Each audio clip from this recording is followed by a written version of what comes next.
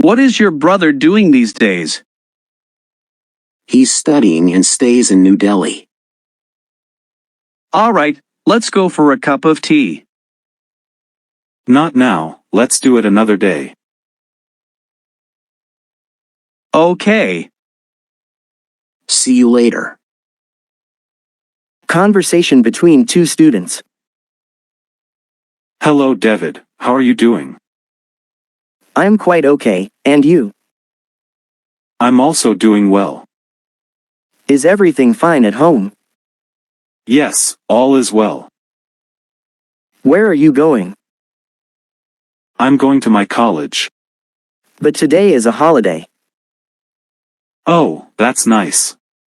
The library is open. Do you want to study there? The atmosphere is peaceful. No, I won't study there.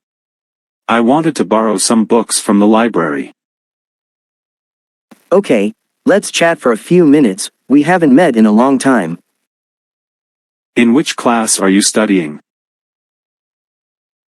I'm in my third year at Government Degree College, pursuing BA.